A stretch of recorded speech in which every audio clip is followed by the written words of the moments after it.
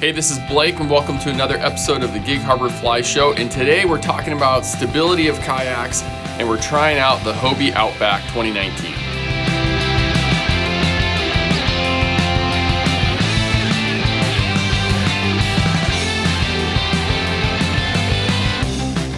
We get asked all the time about how stable the Hobie kayaks are. And a lot of people, their perception of kayaks is that they're tippy and that they are going to fall in and flip the thing over.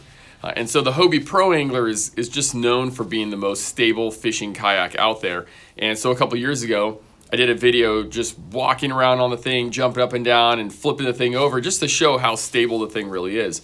Well, people ask about the Hobie Outback and the Hobie Compass and how that's their number one concern is the stability of these kayaks. So we took a couple kayaks out on the lake, flipped them over, walked around on them, again, just like we did with the Hobie Pro Angler, and wanted to try out to see really how stable they are.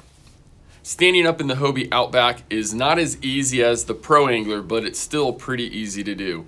And I noticed that when I stand up, shifting weight, moving around, it's actually pretty easy.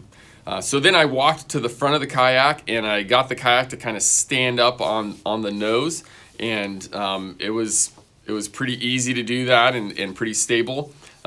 Walking to the back of the kayak, the Pro Angler is a little bit easier to walk around and kind of shift your weight, but I had no problems walking to the back of the kayak and standing on the back handle of the Outback.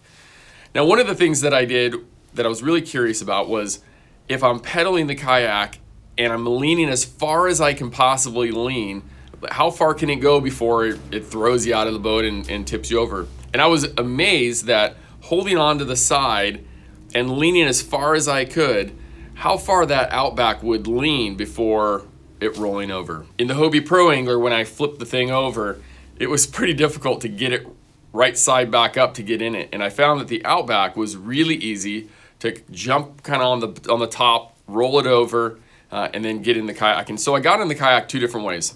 One, I tried going over just the side of the kayak and pulling myself up in between the seat and the pedals. And that was pretty easy.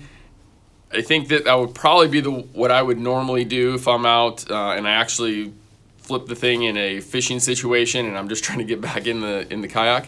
The other way is to crawl up the back of the kayak, and that handle that's on the back makes it really easy to grab a hold of and push down on to then scoop my way up the kayak. The Hobie Outback's becoming one of my favorite kayaks. I've been fishing out of the Pro Angler for a long time, but this season I've been fishing out of a new 2019 Outback a lot. And one thing to consider is just with this experiment, I have it set up with electronics, but I don't put a lot of rod holders and different accessories on the boat, but I know some people do. So you want to pay attention to where you're placing those items because if you're going to plan on re-entry being by the seat and the pedals, like in the cockpit, then you don't want to have a lot of stuff that's going to get in your way. So one thing to think about if you're fishing surf or big water with lots of wind conditions where you might end up in the water. For our videos on the Hobie Pro Angler stability as well as the Hobie Compass, make sure to check out our YouTube channel. Thanks for joining us today for this episode of the Gig Harbor Fly Show.